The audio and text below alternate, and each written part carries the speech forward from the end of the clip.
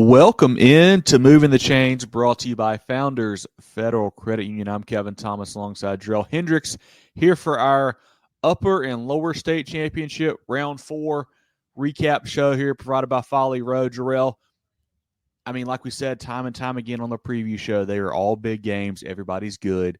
We got some great games on Friday, had a couple that kind of got out of hand as well, but overall, some really good action across Palmetto State. It's always great to see high school football played in this state. But, yeah, like you mentioned, a lot more blowouts than I anticipated this week. But it is what it is. The hay's in the barn. The teams that are going to Orangeburg are going there. What an accomplishment for those guys in itself. And, obviously it's an accomplishment just playing in these championship games too. So those who lost, I mean, nothing to hang your head about there. But just an exciting night last Friday, cold night across the state. But it was cool to keep up with these scores, and I'm ready to recap it, Kev. For sure. If you would, please follow us on Facebook, on Twitter /X, Instagram, and more at Movin Chains. That's MOVINCHAINS. MovinChains.com is our website, our podcast on Apple, Spotify, Google, and more. We do weekly recap shows, comes out on Sunday or Monday morning. Weekly preview shows Tuesday night about 7:15. We'll go live on Facebook and YouTube. We'll have a great state title preview show coming up this Tuesday. Be sure to tune into that. Have great coach and player interviews all throughout the week and other content as well on our social pages. Get your Moving the Chains merch just in time for the holidays. Get a Richardson hat, maybe a hoodie, a T-shirt, a gray, navy, pink, or black one. Some great toboggans as well. So get that in now. Get your orders in. Support the boys. You can email mtcgear.sc@gmail.com, or you can send us a message on any of our social platforms as well. Jerel, really high-quality stuff. I had my hoodie on. I had, I think, a T-shirt on. I was layered up last Friday, like you said, because, man, it was quite cold out there. But our merch certainly did a great job of keeping me warm on Friday night. Yeah, man, get some merch. Always do that. I love my stuff. I've worn out a hat completely. I mean, I've had to get one, and I wear hats every day. So, and I got a nice collection. So I've worn out one of our MTC hats completely. Great stuff. Wear the hoodie all the time. I never wear pants. So even in the winter months, I got to throw that hoodie on. So it's a lot of fun. Check it out. And let me rephrase that. I like to wear shorts. Not to say that I always never wear pants, but that sounded kind of weird. But nonetheless, get your MTC gear. Get it for the holidays. Just get it because you want to support the brand and look cool out there. Put Founders in the game and win big with our great rates.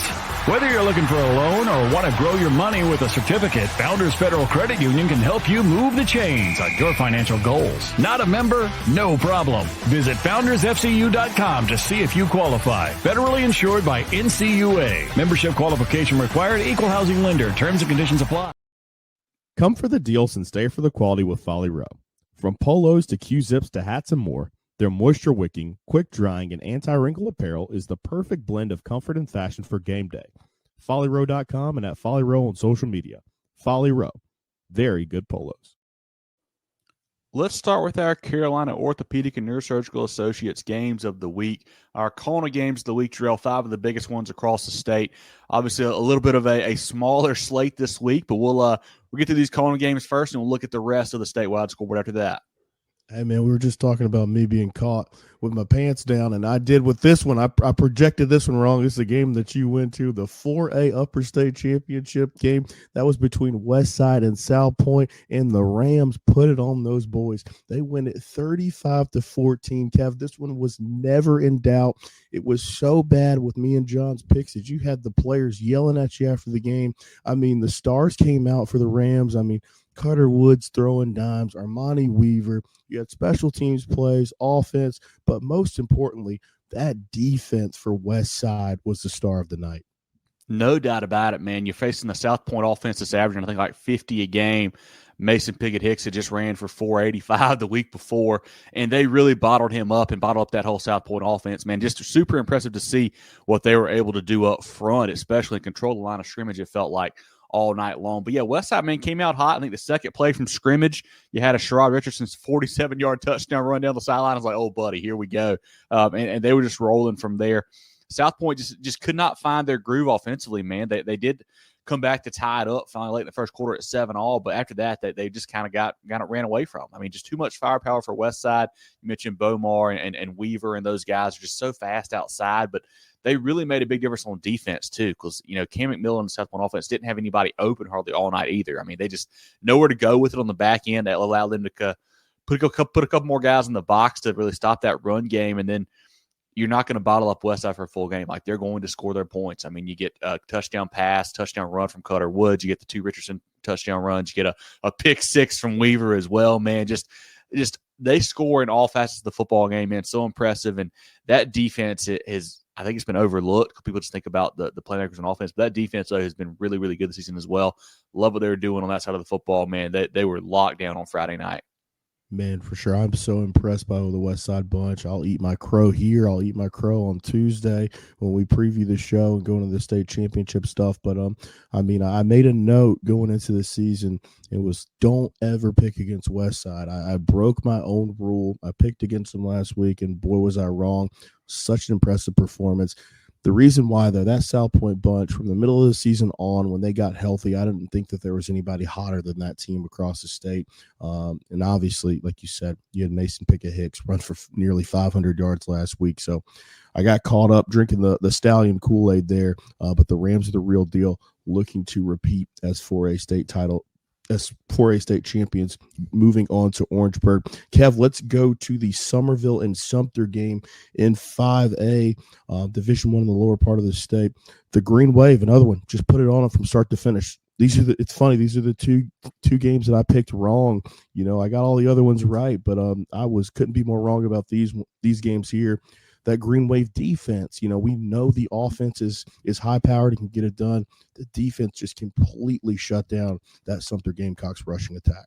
Yeah, dominated performance. That front seven, man, just played their butts off and held those guys in check. It was a blowout from the jump. I mean, Somerville jumped on them quick. I mean, they've gotten great games from Javen Williams lately. He's really stepped up at the running back spot, had 160 yards, I think, this week. And then Jaden Cummings, what he gives you at quarterback, a dual threat guy back there as well, man. They were playing great on both sides of the football. But, yeah, like you said, holding that rushing attack of Sumter in check was really, really impressive. A team that we thought could score some points, could, give these guys a good fight. I thought there was a decent chance that they could win the football game. But the Green Wave and Coach Rafferty, what they have done since he has taken over and kind of turned that program around and got them going the right direction again has been super impressive.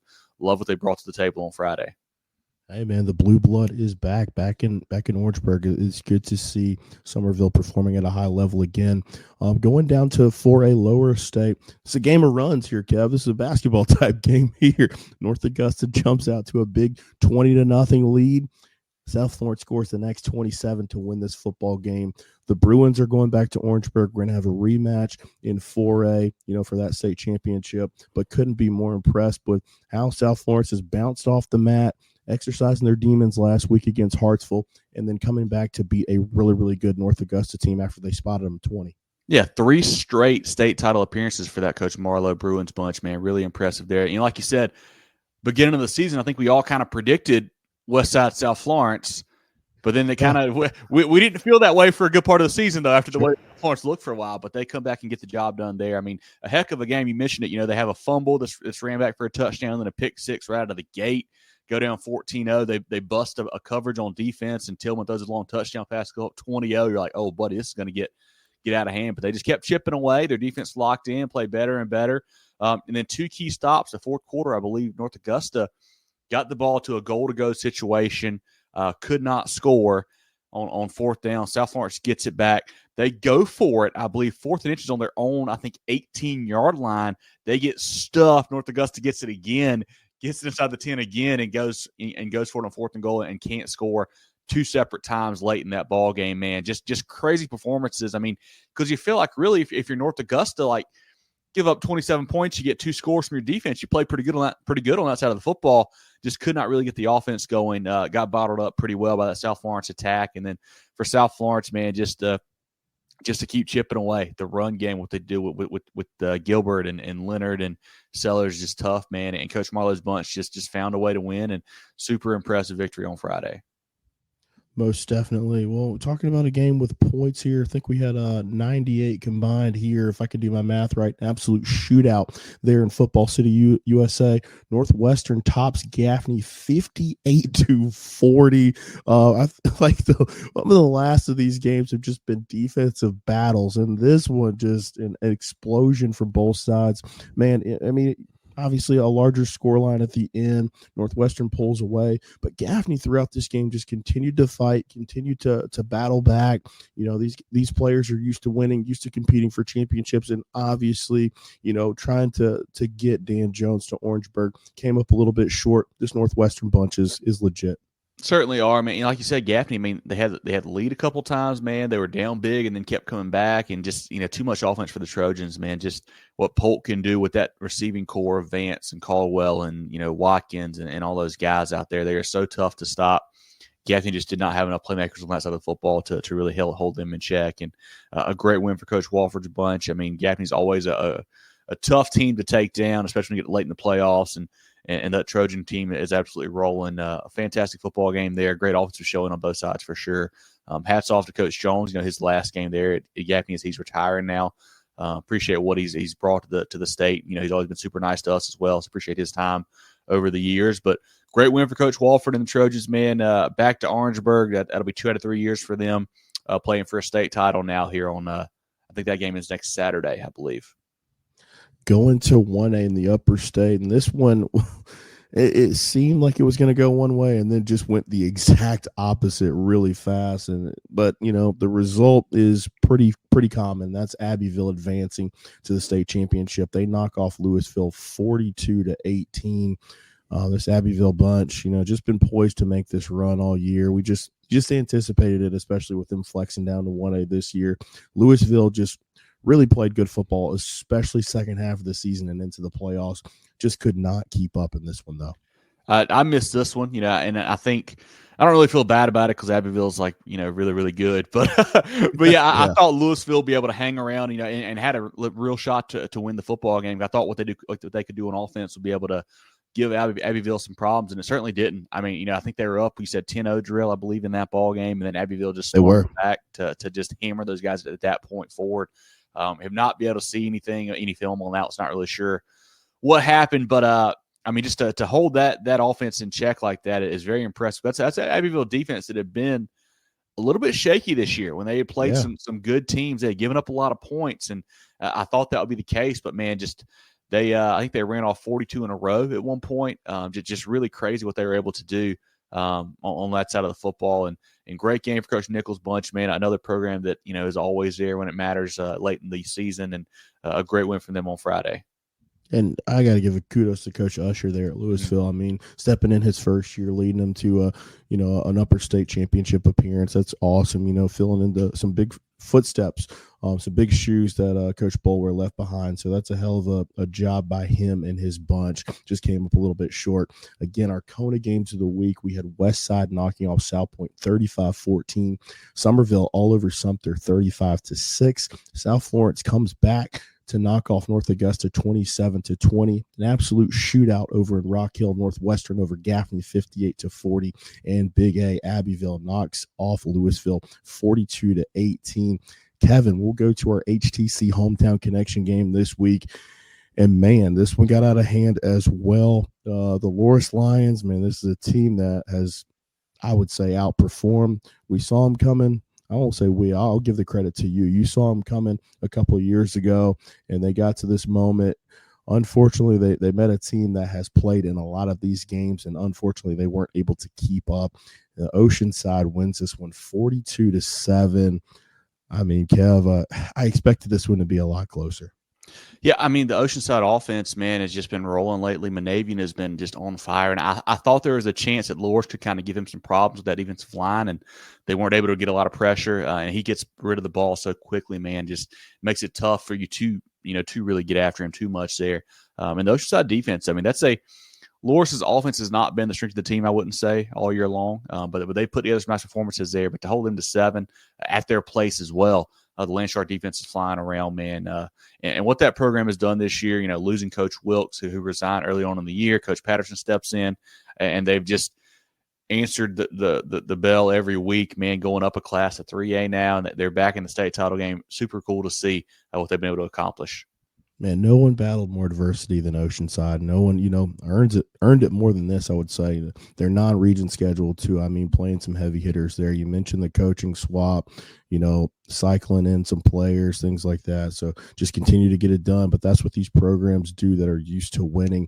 Again, we want to thank HTC as well for joining us this year, doing that hometown connection game, allowing us to shine a spotlight on those teams down in Georgetown, Marion, and Horry counties. Obviously, that's the end of the road for that, I think, on this year. But we want to thank them so much for joining us this year. But going to a longtime friend, that's Hannah Engineering. We'll go to our Pick'em contest games. We'll start off at the game in the upstate. This one was actually played at Chandler Stadium over in Greenville, home of the Hillcrest Rams. We saw the BHP Bears and the Mountain View Prep Stars play a thriller. BHP is able to score a late touchdown to make this one look larger than the scoreline was, but they win it 30-22 in the 3A Upper State Championship game.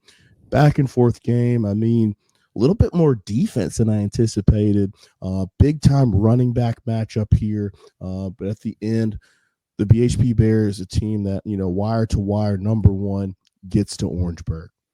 Big game from their star, Marquez Henderson. I think he had 2 rush touchdowns, a receiving touchdown, and ran a fumble back, I think, last play of the game as well for a TD. Man, had a huge game there from Marquez. Jalen McGill on the MVP side never really got going, it didn't seem like, from the stats I saw there.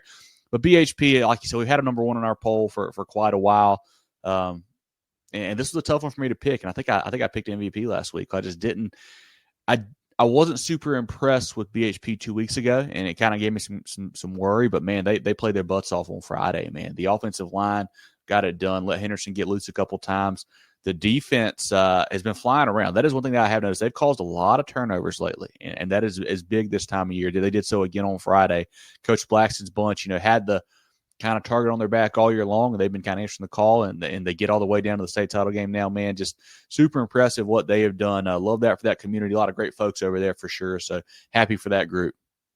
Yeah, for sure. BHP had a target on their back all year. We knew that they were going to be, top 3 team all year. We had them number one all year. Most of the media had them number one all year. So they went out and earned it. MVP. What an inaugural season to play for a championship and a shot to go to Orangeburg. They're going to be back. They bring back a lot of studs there. I want to give another shout out there to Coach Ramsey, his first year leading that program. I mean, that's impressive. You can't do much better. The only thing I think you can do is get to Orangeburg. So a hell of a season for those guys. Won a region championship. Just a fantastic outing for those guys this year. Going to 2A, Clinton and Fairfield Central. The Red Devils are able to win this one 32-21 over the Griffins. I liken I liken Clinton to BHP a little bit. It kind of just felt like it was their time to kind of just break through. They did so in a big way, able to advance. Tadarian Greer, got his, for that Fairfield Central side, but Clinton's able to push through and stamp their ticket to Orangeburg. 3 rushers over 100 yards, I believe it was, with Gilliam, Cook, and then Richardson. Coach Fountain's offense is clicking on all cylinders. The defense for Coach Campbell is rolling right now as well. I mean, like you said, Greer had his numbers, but outside of that, you couldn't let anybody else beat you, and you couldn't let him go nuclear. Neither one of those things happened there. So great win for that. I'm sure that community, had a great atmosphere on Friday. The pictures I've seen looked really awesome down there, what they were able to do. It's a program that, you mentioned it being their time, man. They've been building to this, it feels like. At 3A, they were getting better and better, deeper and deeper runs, and they dropped to 2A this year, and they delivered on it. They're getting all the way to Orangeburg now. Love what they do on offense. It's always one of my favorite teams to watch because the way they play, man, super cool to see the way they work the angles and the ball handling and whatnot there. So happy for Coach Fountain and those boys there. Great win for them on Friday. And just I do want to shout out Fairfield Central. What they did this year, people never saw coming. You lose your star quarterback to South Point, we already mentioned, who's had a great year there. You moved Tydarian Greer from receiver to running back. Now he's a Shrine Bowl guy. Coach Davis and that coaching staff did a fantastic job, man. I think nobody saw this run coming early on in the year, and they have just been great and just really, really impressed with what they did this year. Most definitely. Talk about impressive, and this is a team that was impressive all year. That's Irmo. They knock off the Cinderella of these playoffs, White Knoll, 29-24, tight game down there in 5A Division II, the lower bracket there. AJ Brand ended up winning the South Carolina, high school Gatorade Player of the Year this week.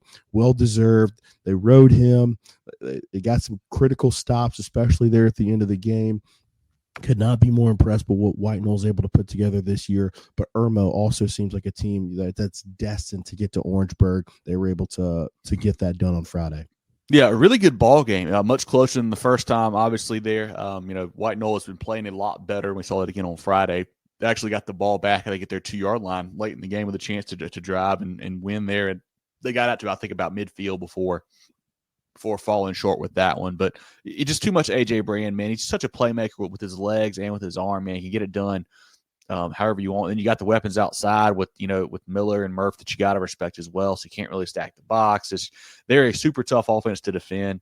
And they've been playing great all year, like you said, Jerel. I mean, they're one blemish just to Dutch Fork, who's also still playing football right now as well. So love what Coach Brand has done with that group. Hats off to Coach Pelham getting that group kind of buy-in for a late season turnaround there at White Knoll. But Irwin, like you said, just felt like it was their time, and great win for them on Friday. Let's go ahead and jump in and talking about Dutch Fork. Surprise, surprise, they're advancing to a state championship. But they do it, of course, with a shutout over Spartanburg, winning it 24-0. I mean, this Dutch Fork team, from start to finish, just had something to prove. I mean, after last year, ups and downs, still winning a state championship. This year, there's just been no doubt that they were, going to get to this point in the season. They've rode that defense all year. They've seen their offense grow up throughout the year. Playmakers and stars throughout the team. This is Spartanburg bunch that's played fantastic all year. This is a rematch from the non-region slate. Very similar result. But Dutch Fork, you got to give it to Coach Knotts and his bunch. They just know how to win, and they know how to play for state championships.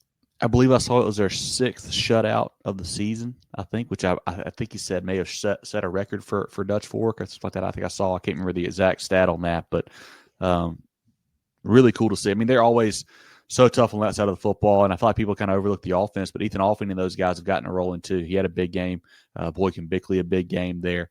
Just that's a Spartanburg team that we thought was pretty good, and gave them a little bit of a game the first time around early on in the season. Just didn't have the firepower for Coach Hodges' bunch there to compete with Dutch Fork. The machine just keeps on rolling there, it feels like. City of Irmo has an opportunity to bring 2 5A state championships back this weekend. It'll be interesting to see what's going to happen there. But looking forward to talking about that as we preview those games on Tuesday. But wrapping up our pick'em games is that in 2A in the lower part of the bracket had Barnwell and Manning. Manning's a team that, I'd been sleeping on all year. We really, just didn't talk about too much until we got into the playoffs. They had played very, very well. Just no match for this Barnwell bunch. I mean, this is the team that we saw week 0. We knew they were extremely good. They proved it. They had that one slip up against South Aiken where they kind of let that one go. But outside of that, Coach Smith and his bunch have gotten it done. They got some key seniors, some great leadership on that team. They win it 37-14.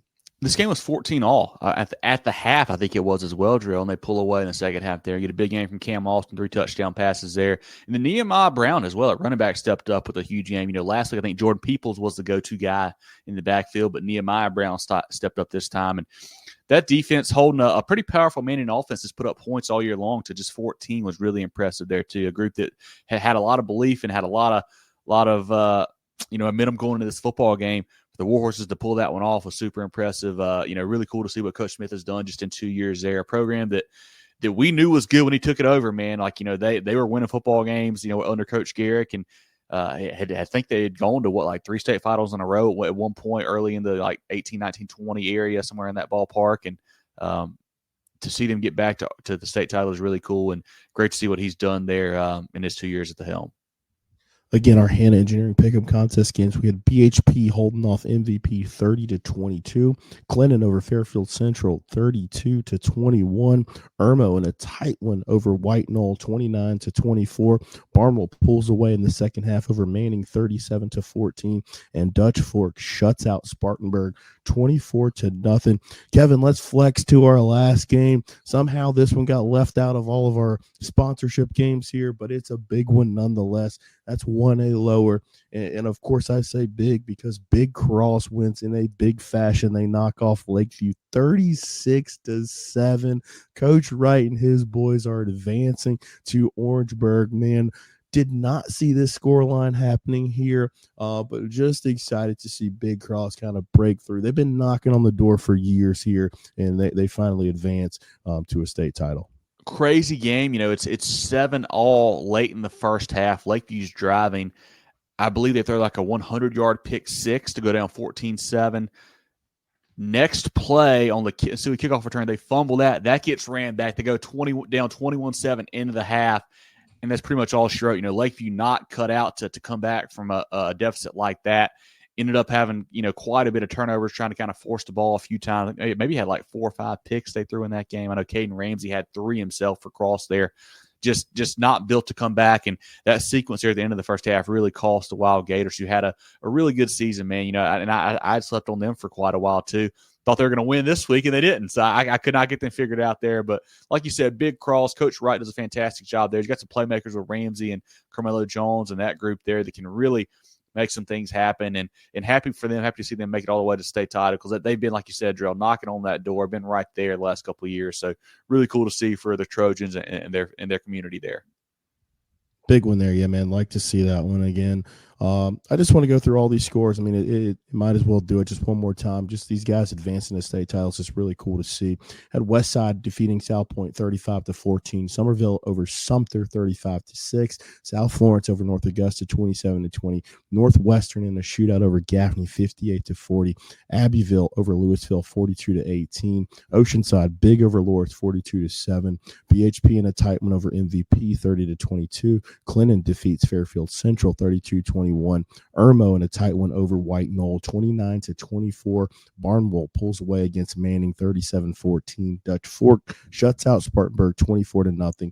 And Cross over Lakeview 36-7. At HTC, we're here to keep you connected. Here to provide reliable fiber optic internet with free, fast, and secure HTC Smart Wi-Fi. HTC, here to connect. With 3 convenient locations in Spartanburg, Duncan, and Greenville, Carolina Orthopedic and Neurosurgical Associates, Kona offers the most advanced training and experience in orthopedic surgery, neurosurgery, sports medicine, and pain management in the upstate. Go to kona.care to learn more. Our playoff performers insured by the Georgia Agency, Jerel. Another big list from this Friday's action, man. Love seeing it. We always say, guys, if you'll send us over the stats, we'll read them on the show. We'll put them in the blog, so be sure to continue to do that next week after the state titles as well. Love to give these guys some love for what they do on the field, man. It's really cool to see some of these guys really show out when it matters the most, like it has the last couple of weeks. But, Jerel, our playoff performers insured by the Georgia Agency, let's roll through those right quick. Man, we get to start off with one of my favorite players in this state, and that's Sherrod Richardson, kind of the forgotten man with all those stars over there, plays both ways, but gets it done. The running back, defensive back at Westside, had 15 carries for 114 yards and 2 TDs. Messiah Jackson, the quarterback at South Florence, had 2 rushing touchdowns. Trey Linder, running back at South Florence, goes 19 for 189 yards, a touchdown, had 249 all-purpose yards. Jaden Sellers, the do-it-all athlete at South Florence, had a rushing TD. Amari Reeves of South Florence had a pick. And Aiden Manavian, the gunslinger from Oceanside, goes 21 of 28 for 327 and 5 touchdowns. Cam Austin, quarterback at Barnwell, goes 11 of 18 for 125, 3 touchdowns. Also had 9 carries for 30 yards. Nehemiah Brown of Barnwell had 24 carries for 172 yards and a touchdown. Got a Brigade from Dutch Fork, quarterback Ethan Althing goes 15 of 21 for 267 and 2 touchdowns. Also had 14 carries for 93 yards and another score. Boykin Bickley of Dutch Fork had 4 catches for 164 and 1 touchdown. He had a long one to start the game off there. Josh Smith of Dutch Fork had 7 tackles, 3 TFLs, and a sack. Some guys from Sumter, Jeremiah Burson had 14 tackles, 3 TFLs, a pass breakup, and a forced fumble. Anthony Addison, the Gamecock signee, had 8 tackles and a TFL. And Tamaris Durant had 7 tackles, 1 TFL, and a forced fumble. A couple guys from Somerville, quarterback Jaden Cummings goes 8 of 15 for 103 yards, 2 scores. Also had 7 carries for 28 yards and another touchdown. Javen Williams, the running back there for the Green Wave, had 20 carries for 163 yards and 2 touchdowns. Going to Gaffney, quarterback Javon Gilmore goes 30 of 49 for 424 yards and a touchdown. Running back Jaden McDowell had 8 receptions for 122 yards and a touchdown. Threw me off. The running back with 8 catches for 122 is awesome. Shaq Davidson had 9 catches for 156 yards. Going back to Westside, Armani Weaver, 1 receiving touchdown and also had a pick 6. From South Florence, Willie Kennedy had 13 tackles. Amari Adams, the Clemson signee, had 7 tackles, 3 TFLs, and a sack. Another Clemson signee, Marquez Henderson of BHP, had 21 carries for 159 yards, 2 touchdowns. Also had 4 catches for 64 yards and a touchdown, and a fumble recovery touchdown to end that football game. Tadarian Greer, the running back of Fairfield Central, goes 21 rushes for 191 yards and 2 scores. The Shrine Bowler there. Rhett Gilliam of Clinton had 14 rushes for 109 and a TD. Quarterback of Clinton, Tashawn Richardson, goes 3 of 5 for 104 yards, 2 TDs. Also had 8 carries for 103 and a touchdown. And Javen Cook, we've been talking about him all year, had 17 carries for 101 yards. Caden Ramsey of Big Cross had 3 picks, a fumble recovery, 219 all-purpose yards, and 2 touchdowns. Linebackers, the brothers of Clinton, Brett and Luke Young. Brett had 12 tackles and 2 TFLs, while Luke had 9 tackles. Got to give a shout-out to the West Side defense, that BHP defense, and those Abbeville defenses for getting it done, helping their teams advance to the state title games. Finley Polk, the gunslinger of Northwestern, goes 24 of 41 for 339, 5 touchdowns, 17 rushes for 94 yards, and another score in their big win over Gaffney. He signed with Gardner Webb this week. Zymir Gordon-Miles, the running back there at Northwestern, had 17 carries for 133 yards and a touchdown. And Cam Vance, also of Northwestern, had 9 catches for 168 yards and 2 scores. Man, great list of playoff performers ensured by the Georgia agency there. Jerel, just, like I said, love seeing these kids have these great outings, man. It's really cool to see it when they do on the biggest stage too, like this. And can't wait to see what we're going to have next Thursday, Friday, Saturday. Should be a great list as well from Orangeburg. Once again, continue to send us those on social media, on email, whatever is great for you guys. Just get them over to us. We'll shout them out on the program and also in our blog that we'll put out on Monday nights as well. Jerel, any notes you've got that you want to shout out before we go on to the next portion of the program? No notes today, man. Just want to give a big shout out to all those teams who advanced to Orangeburg. And I want to give a shout out too to those teams who came up a little bit short, man. Don't hang your head on that one. I mean, you played for a championship, you played for a shot at it. So if you're playing this late in the year, win or lose, you're I mean, I don't like to give out moral victories, but I really want to give a shout out to those guys because it took a lot to get to this point. Yeah, and the one note that I did have was all on one of those teams that actually lost. I saw so White Knoll the past 2 years had won 7 playoff games. They had won 4 total in the previous 20 years. So really cool to see what Coach Pelham and that bunch have been able to do the last couple of years, kind of turning that program around from being, one of the ones that's not really thought about to being a state title contender 2 years in a row. So really cool for that. But we'll have some more great notes for our state title preview show on Tuesday. So be sure to tune in and check those out. But we'll get a quick shout out to friends of the program before we do our Folly Row question, Jerel. The Georgia Agency has been serving the insurance needs of South Carolina for over 40 years. They're a full-line insurance agency concentrated in employee benefits and health insurance with an office in Mullins and Murrells Inlet, but they can help you all across the state. They have clients in Greer, Rock Hill, Columbia, and more, so wherever you are, they can help. Give Bradley, Wayne, Richard, and the crew a call or check them out online at thegeorgiaagency.net. That's thegeorgiaagency.net. Our Folly Row question, Jerel. I know last week we had 2. I think we're going back to the normal 1 this week. But what do you got for us here in the upper and lower state recap show?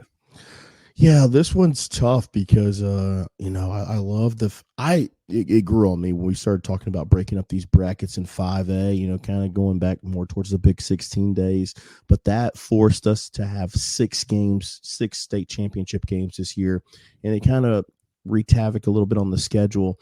And I think the game that kind of gets messed up the most is that 2A game. It's going to be played at 2:00 on Thursday. What are your thoughts on the schedule here? I am not in favor. I don't really like them playing on Thursday at all, to be honest. Even though it's a late game, it's still kind of difficult to get to. It's difficult for us to get to, and we're not even fans of the schools or anything like that. We're just fans of football in general.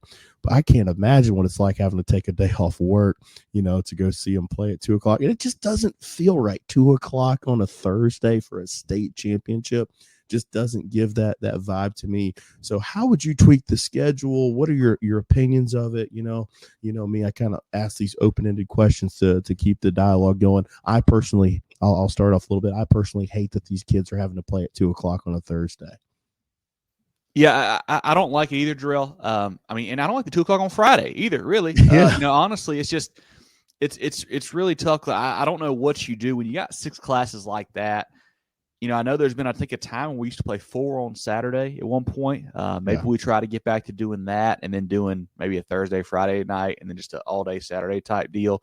I know they want to stay away from Sunday, and I get that, but that might be the move at some point, going to a Sunday. I don't know how you fix it. We've had a couple of years there where we did, I believe it would have been 2 games on Friday, but we had one at, one location and one at a different location. You get 2 at a time, which stinks. For fans of football like us who just want to see all the games, it's tough. But I've seen, and I applaud these schools for doing the e-learning or early dismissal on Thursday and Friday. I appreciate them doing that, letting the kids and the fans get down there. But still, it's tough, and it shouldn't have to come to that. But it's a tough situation, man, because I don't know how you fit in that many games without, making it tough for at least one class each year, it feels like. For sure, yeah. I just don't.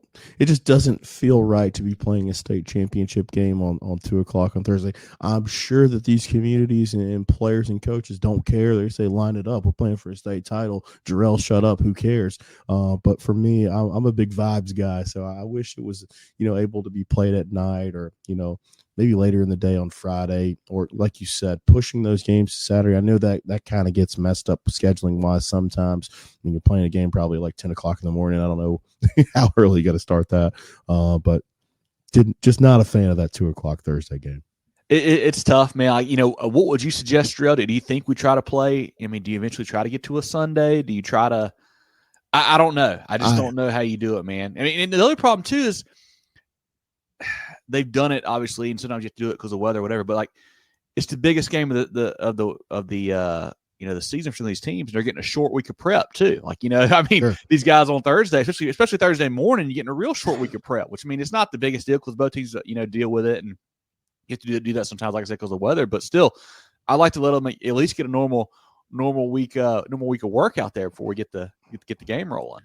For me, I think you start at like 4:00 on Friday. I think that's good. Okay. It'll be dark in the second half at least, so you have that. I think you start like around 4, play a later game like 8:00, something like that, and then just load up Saturday. I'm all for not, Sunday, and this is still the South. This is still South Carolina.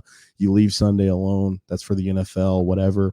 Watch the game after church or whatever you choose to do on that day. But Saturday, I think you just load it up then and get 4 games in on that day. What if, and this may be completely crazy here, and I don't know if it ever would work out, but what if you didn't do them all the same weekend? Ooh, I don't know if I don't like the idea in theory, but I'm just saying some of these classes now, we complain about it, Jerel, too many teams are in the playoffs. Like some of these smaller classes, you could seriously cut down around to the playoffs. Yeah. And you could have had 3 state titles last week and 3 this week or whatever. I don't know. I'm just throwing stuff against the wall. I don't love the idea, but I don't know what you do. You know what? That is a good. I didn't think about it that way. Not having it consecutive, because you do it in 5A now with so lesser schools, and I guess 3A as well. Yeah, Yeah. you could have gotten rid of the buys and things like that, and they could have played this week, and then you kick it to next week. So yeah, that is a good idea. Actually, I rescind my initial dismissal of your idea, and I think that could work for sure. And if you do it where it's 3, that way you could hypothetically do it 3 on one Saturday, 3 on the next Saturday, so that you could still go to all of them. And if it's that first week, you can still go to the games on Friday. I guess it'll be the semifinal round for the other classes the next week too. So you can still check them all out. I'm sure logistically the high school league would not like it, having to do back-to-back weeks and all that stuff, and I get that. And then obviously finding a venue for 2 weeks in a row could be tough. But just spitballing ideas here, man. I don't know. Hey, you're cooking right now. You're cooking. Hey, sign him up. High school league, if you're listening, get this man on the staff. Yeah. We'll get this thing squared away, Jerel. We'll figure it out somehow.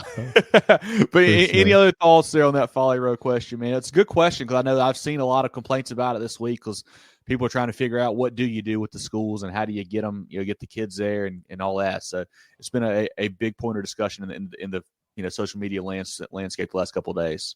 No, I just think that 2 o'clock game on Thursday stinks. That's all it is. That's all I got. I don't have a solution, but I think we worked through a couple possible situations there. I just think that 2 p.m. game, it's going to be a great game too. That's what I think is real. It's probably going to be the most competitive game. If I had to pick one out of the hat right now of all the state title games, is going to be the first one at 2 o'clock on Thursday. Yeah, that should be a heck of a game. That 2A matchup is going to be a lot of fun. But they all will be, and we're going to preview them all on Tuesday night about 7:15 on Facebook and YouTube. Be sure to follow us on there, on Twitter /X, Instagram, YouTube, and more at Movin Chains, MOVINCHANS. MovinChains.com is our website, podcast on Apple, Spotify, Google, and more.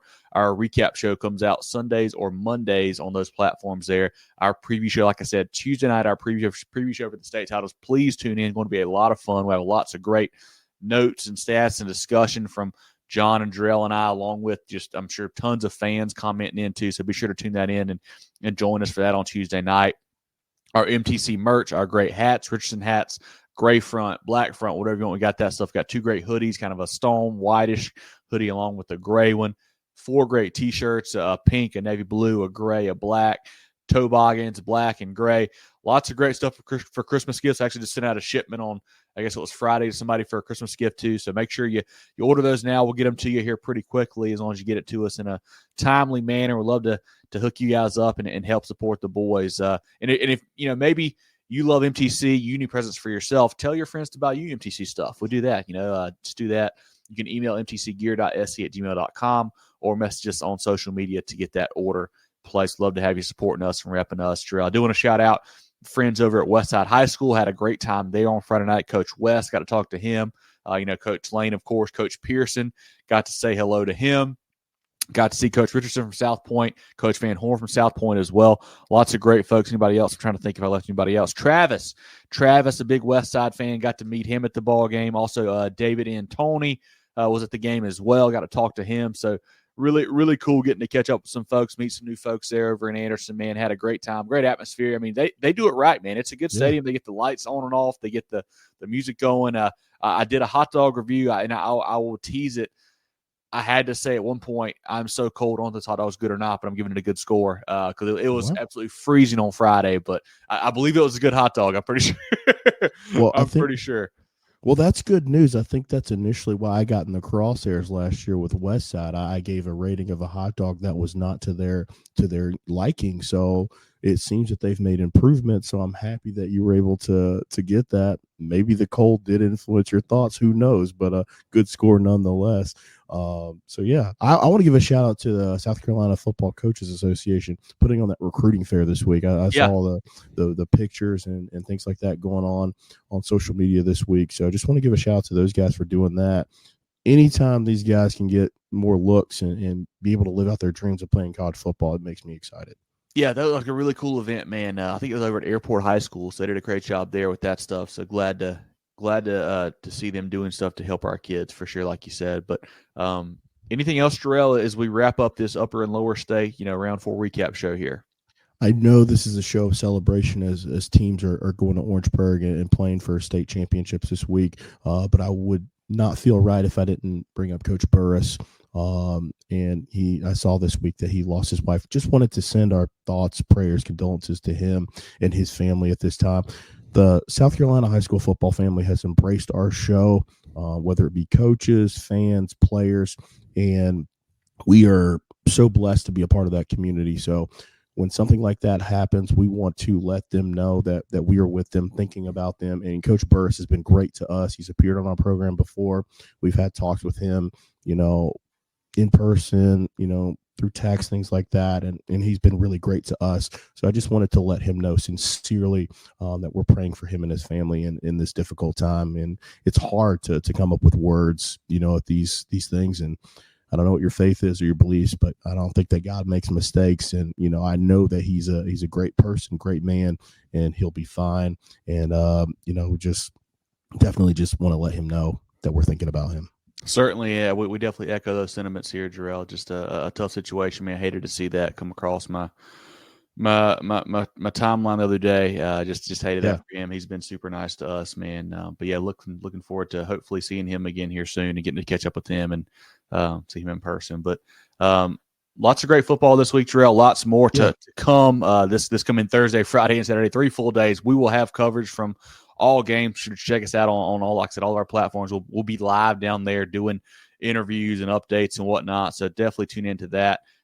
If you missed it, we did have a Cutter Woods interview on social media from the game Friday as well. That's going everywhere for you guys to check out. But anything else, Jerel? I think that's it. Probably we're just rambling. Yeah, that's it. And yeah, we're rambling here. We're getting this thing done, but you know why? Because we only got one more of these to do, and I think it's starting to hit. It's starting to hit us. So we got one more preview show. Please check us out on Tuesday. I cannot wait to talk about state championship games. It's one of my favorite times, my favorite weeks of the year. So do that on Tuesday. Follow us. Tell everybody to follow us too, and on all social media platforms. And we'll talk about state championship games next weekend and kind of put a bow on this 2024 season that has gone by entirely too fast. Yeah, Moving the Chains is always brought to you by Founders Federal Credit Union. This has been our round 4 or upper and lower state championship round recap show provided by Folly Row. For Jerel Hendricks, I'm Kevin Thomas, and we will talk to you guys soon. Get ready for the ultimate South Carolina high school football experience with Movin The Chains. From previews to recaps, we've got you covered. Dive into our expert preview shows, predicting winners and sharing insights. Then join us post-game for the thrilling recaps, exclusive interviews, and highlights you won't find anywhere else. Plus, connect with fellow fans on our Friday night spaces on Twitter/X. No one covers South Carolina high school football like us. Join us at Movin Chains on all social media platforms and visit movinchains.com today.